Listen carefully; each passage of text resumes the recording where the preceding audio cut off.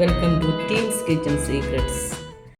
നമ്മൾ ഇന്ന് മുള്ളാത്തേന്ന് കേട്ടിട്ടുണ്ടാവുമല്ലോ അല്ലേ? മുള്ളാത്ത കൊണ്ടൊരു ജ്യൂസാണ് ഉണ്ടാക്കുന്നത്. അപ്പോൾ ഇത് നന്നായിട്ട് പഴുത്തതാ, ഞാനൊന്ന് കട്ട് ചെയ്ത് നോക്കട്ടെ.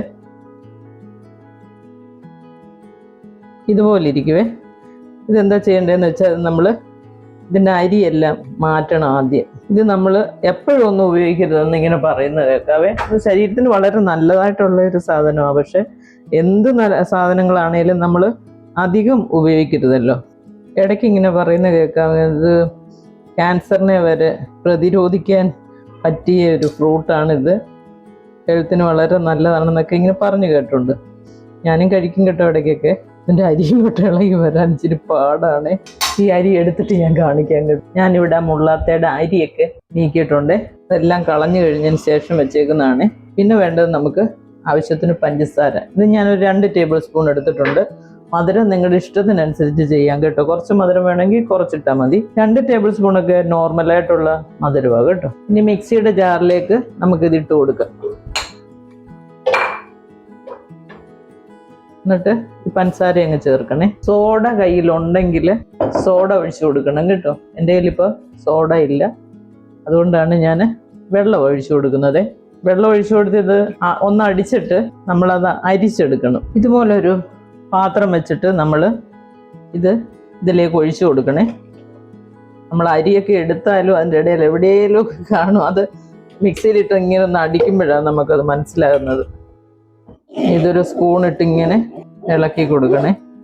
നമ്മുടെ മുള്ളാത്തയുടെ ആ മിക്സിയിൽ അരച്ച ജ്യൂസില്ലേ, അത് ഞാൻ ഇതുപോലെ അരിപ്പയിലിട്ട് ഇങ്ങനെ അരിച്ചെടുത്തിട്ടുണ്ടേ. അപ്പം ഇത്രയും കൊന്ത് പിന്നെ നമുക്കിത് കിട്ടും. അതങ്ങ് കളഞ്ഞേക്കണേ. ഇതാദ്യം ഞാൻ വെള്ളം ഒഴിച്ച് ഒന്ന് ഗ്രൈൻഡ് ചെയ്തപ്പോഴത്തേന് കുറച്ചുകൂടെ വെള്ളത്തിൻ്റെ ആവശ്യം ഉണ്ടായിരുന്നു. അല്ലെങ്കിൽ അങ്ങ് വല്ലാതെ ഇത് കുറുകിയൊരു ഇത് കിട്ടുവേ. ആ ഒരു വല്ലാതെ കുറുകിയ ജ്യൂസാണ്. നമുക്ക് അത്രയും അങ്ങോട്ട് കുറുകിയ ജ്യൂസ് ശരിയാകത്തില്ല. അപ്പം ഞാൻ രണ്ടാമത് കുറച്ചുകൂടെ വെള്ളം ഒഴിച്ച് ഇതുപോലെ അടിച്ചെടുത്തു. എന്നിട്ട് ഇതുപോലത്തെ വലിയ അരിപ്പയിലിട്ട് നമ്മളിതൊന്ന് അരിച്ചെടുത്താൽ മതിയേ. നമ്മുടെ നാരങ്ങ വെള്ളം പോലല്ല, കുറച്ചുകൂടെ ഒന്ന് തിക്കായിട്ടുള്ള ഒരു ജ്യൂസായത് കേട്ടോ. ഞാൻ നേരത്തെ പറഞ്ഞല്ലോ, സോഡ ഉണ്ടെങ്കിൽ സോഡ ഒഴിച്ചെടുക്കുന്നതാണ് ഭയങ്കര ടേസ്റ്റാണ് കേട്ടോ. പിന്നെ മധുരം ഈ സമയത്ത് നമ്മൾ മധുരം നോക്കിക്കോണേ.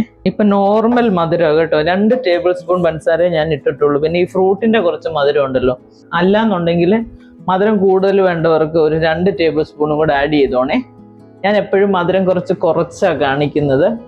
നന്നായിട്ട് ഇതിനകത്ത് മധുരം ചേർത്തിട്ട് കുറച്ച് ഐസ് ക്യൂബും ഒക്കെ ഇട്ടിട്ട് ഗസ്റ്റിനൊക്കെ ഞാൻ കൊടുത്താണ്ടല്ലോ, ഒരു ഡിഫറെൻ്റ് ഒരു ടേസ്റ്റാണ്.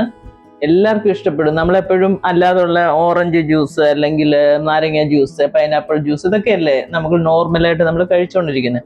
അപ്പോൾ ഇങ്ങനത്തെ മുള്ളാത്ത കിട്ടുവാണെങ്കിൽ ഇതുകൊണ്ടൊരു ജ്യൂസ് അടിച്ചു കൊടുത്താൽ വരുന്നവർക്കാണേലും അത് ഭയങ്കരമായിട്ട് ഇഷ്ടപ്പെടും. ഒരു ഡിഫറെൻറ്റ് ടേസ്റ്റ് അല്ലേ. അപ്പോൾ എല്ലാവരും ഇത് ട്രൈ ചെയ്യണം കേട്ടോ. ഇതുപോലൊരു ഗ്ലാസ് എടുക്കുക, 2-3 ഐസ് ക്യൂബ് ഇടുക, എന്നിട്ട് ഈ ജ്യൂസ് ഇതിനകത്തോട്ട് ഒഴിച്ചെടുക്കുക. എന്നാ അടിപൊളി ടേസ്റ്റുള്ള ജ്യൂസാണെന്നറിയാം. ഇത് നല്ല ഗുണമുള്ള ഒരു ഫ്രൂട്ടുമാണ്.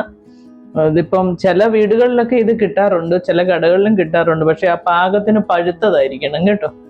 അപ്പോൾ ഇത് നിങ്ങളെല്ലാവരും ഒന്ന് ട്രൈ ചെയ്യണം. ഈ ഫ്രൂട്ട് കിട്ടുവാണെങ്കിൽ നല്ല ഡിഫറെൻ്റ് ആയിട്ടൊരു ടേസ്റ്റാണ്. എൻ്റെ ചാനലൊക്കെ ഇഷ്ടമാവുകയാണെങ്കിൽ എല്ലാവരും ഒന്ന് ലൈക്ക് ചെയ്യുകയും ഷെയർ ചെയ്യുകയും സബ്സ്ക്രൈബ് ചെയ്യുകയും ചെയ്യണേ. അടുത്തൊരു വീഡിയോ ആയിട്ട് നമുക്ക് അടുത്ത ദിവസം കാണാം. Thank you.